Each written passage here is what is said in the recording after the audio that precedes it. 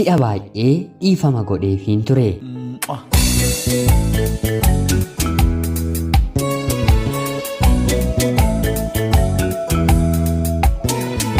Ani maqaan koo AW'n jedhama. Kanan dhaladhee guddadhe godina Wallagga Bahaa keessatti yeroo ta'u maatiin kiyyaa baadiyyaadha. Harmeen koo ana obboloota koorraa daa'imummaa kootti nurraa boqotte. Haadha dhabuun waan baay'ee nama gooti. Jireenya haadhaattis hinuma nama dabalti. Erga harmeen koo boqottes kan nu guddisaa turte gayyaa koo yookaan immoo haadha mana abbaa koo ishee lammaffaa ture. Akkuma umuriin koo mana barnootaaf geettis mana barnootaa na galchani. Hanga kutaa ja'attis giddiimaan dirqamaan barachuu danda'eera. Abbaan koo akkan baradhu hin barbaadu. Haati buddeenaa koo immoo dubartiin barattee eessa geessii yeroodhaan heerumiitii mana dhaabbadhu naan jetti.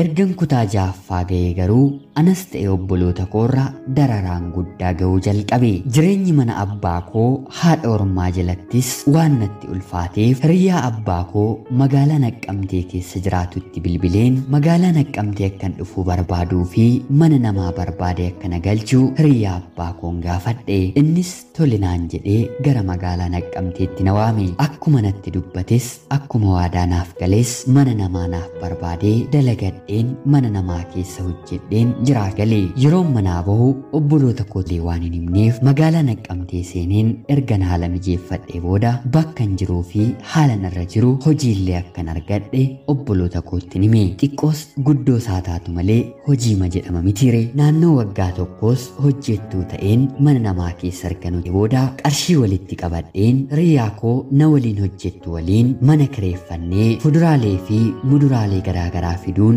daldaluu eegalle. Jireenyi koos ta'e jireenya hiriyaa koo yeroo gabaabaa keessa fooyya'e. Obboloota koos hamma humna koo gargaaruun eegale. Mana namaa galeen kan waggaa tokkotti argadhu hojii kanaan immoo ji'a tokkotti argadha ture. Rabbiif galanni haa ta'uutii akka gateetti nama hin gatu. Maarreegaa jireenyi koos magaalaa Naqqamtee gara waggaa lamaatti hiiqe. Dargaggeessi tokkos yeroo hedduu irra deddeebi'ee akka na jaallatuu fi na waliin jiraachuu barbaadu natti hima. Maqaan isaas HD jedhama. Kan inni hojjetu mana garaajii keessadha. Anis baay'ee ergan isa rakee booda gaaffii isaaf tole jedhe fudhadhe. Yeroo gabaabaa keessattis wal fuunee gara mana haadha isaatti na fudhate. Otuu waliin fuudhiin dura amalaa fi yaansaa baay'ee kan namatti toludha. Kabajaa fi ulfina guddaas naaf qaba. Erga wal fuunee garuu nama otoo hin taane sibiilatti fakkaa jalqabe. Yoo rukutame nama hin dhukkubne, yoom kufe nama hin cabnetti hin fakkaadhe. Mana garaajii keessaa sibiila hojjechaa waan ooluuf harkisaa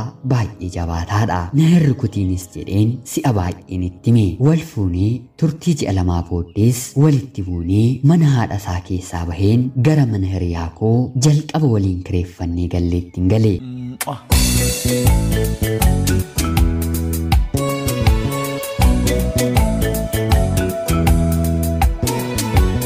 Ta'uutii garuu dhufee dhiifama na gaafatee ammas gara mana isaatti na deebise. Amalli isaa garuu torbee tokko booddee ammasitti deebi'a.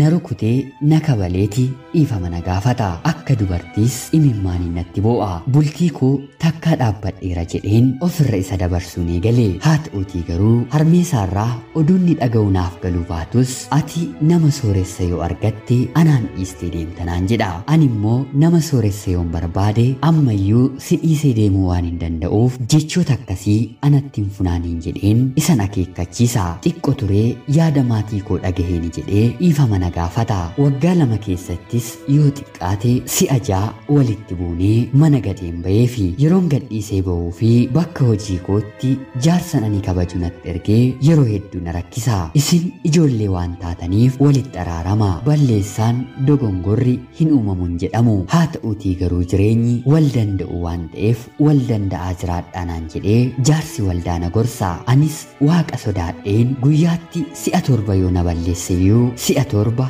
dhiifama godhaafiin ture. Baay'ees akka abbaa manaa kootti waan isa jaalladhuuf hamaasaa fi dhukkuba isaa dhaga'uun hedduu natti ulfaata. Bakkee keessaa namni walitti bu'ee jennaan abbaa manaa koo kan reeban natti fakkaatee dullaa qabadheen gara alaatti fiiga. Haa ta'uutii garuu baay'ee na dadhabse. Hiriyoonni koos hanga yoomiitti akka garbittiitti reebamaa tumamaa jiraattanaan jedhanii yeroo hedduu na gorsu. Abbaan manaan koo anarraa adda baatee magaala kana keessa jiraachuu hin dandeessu naan jedha. Lubbuu kee balleesseen lubbuu koos hin balleessa. Si dhabees jiraachuu hin danda'u naan jedha. Jaalalli isaa anaaf qabamuu dide. Na hin jaallatu jechuuf obsa naaf hin qabu. Na jaallata jechuuf immoo na rukutuu hin dhiisu. Silaa nama jaallatan ni kunuunsi malee akkamitti rukutu? Maatiin isaas baay'ee natti ulfaatanii. Obboloonni isaa ni si ajjeestu naan jedhu. Wantan godheef wantan isaan balleesseeru hin qabu.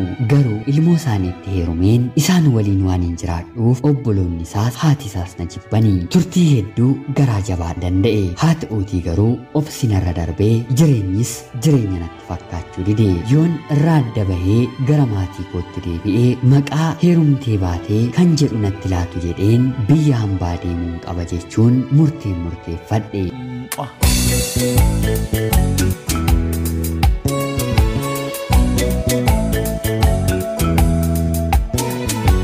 Rabbiif galanni haa ta'uutii biyyuma keessattuu qabeenya hora ture. Haa ta'uutii garuu bultoon koo na jiraachisuu hin dandeenye. Piroosesii jalqabeen viizaan koo erga naafee booda gara Dubaayitti imala koo raawwadhe. Achiis mana gaarii na qaqqabe. Maatiin ani bira galee akka ijoollee isaaniitti na ilaalu. Qarshiin argadhuunis obboloota koo haala gaariin barsiifachaan jira. Ergan biyya hambaa kana dhufeettis turtii waggaa 2 walakkaa fixeera. Abbaa manaa koo kanaaf gaaf tokkoyyuu bilbileen hin beeku. Kanaan booddees gara fuulduraatti hin bilbiluufi biyya koo keessatti gubadheen haala kanaan jiraachuu koorraa biyya ormaatti kushinaa arabaa keessa hojjedheen nagaan jiraachuu naaf wayyaa. Kan Rabbi naaf kaa'es gara fuulduraatti hin dhabu. Isin obboloonni koo seenaa kiyya dhageessan yaada keessan naaf qoda. Tarii irraa adda bahee dhufoo biyya hambaa gaaddisa godha koo dogongoraa ilaata. Mee yaada keessan naaf qoda. Ana obboleettii keessan AW Dubaay irraa nagaatti galatoomaa.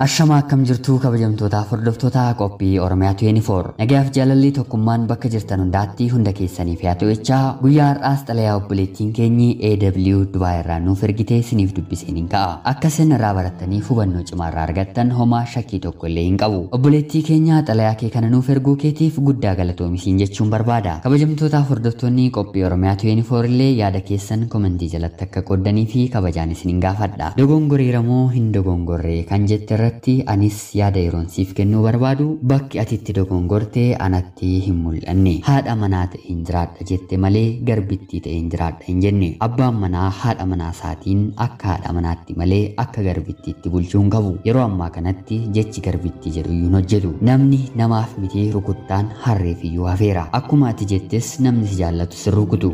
Namni si rukutu immoo sin jaallatu. Yeroo tokko garuu jireenyi hibboodha garatti kan waan nama wallaalchistuuf namni si jaallatu seensi rukute. Amala isaa ni jijjiirrataa jennee yoo yaannes si'a 6 ol erga walirraa adda baatanii booddee walitti deebitaniittu. Atis gara fuulduraatti jireenya Rabbisiif kaa'ee kan si gammachiisuuf sitti tolu hin dhabdu. Wanta dandeessuu fi wanta sirraa eegamu haga danda'amu gooteetta. Kanaaf yaadni kee sirriidhaa siin jechuun barbaada. Kabajamtootaaf hordoftoonni qophii Oromiyaa 24 illee yaada keessan komentii jalatti qoodaa fi qophiin guyyaa har'aaf siniif qabadheen dhiyaadhe kana fakkaatti. Laayikii fi sheer gochuun deeggarsa keessaniin illee na waliin turaa jecha akkanumallee namoonni chaanalii keenyaaf haaraa taatan anaa dhufu kun Oromiyaa 24 guyyaa guyyaatiin xalayaa jaalalaa fi seenaa jireenyaa nama barsiisuuf bashannansiisuu danda'u siniif qabattee waan dhiyaattuuf isinillee sabskiraayib gochuun maatii keenya erga taatanii booddee xalayaa jaalalaa yookiin seenaa jireenyaa nama barsiisuuf bashannansiisuu danda'u yoo qabaattan karaa lakkoofsa bilbilaa kiyyaa karaa teelegiraamii